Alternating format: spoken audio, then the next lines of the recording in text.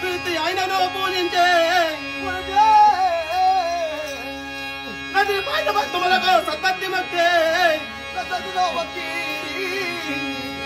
గనిగొని భక్తం ఇదిగో లెండే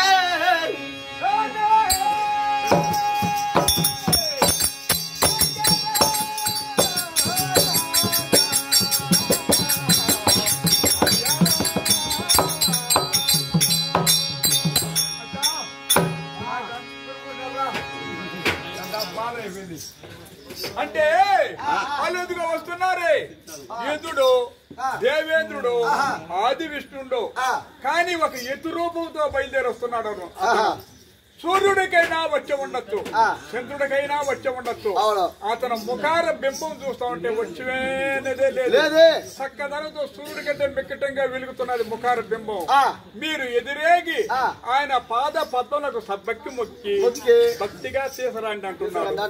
ఇటువంటి సమయమున ఆ యొక్క ధర్మరాజు కుంకుమ బట్ట రూపము ధరించి ఈ సభకు వచ్చే విధం బొయ్యండి దాని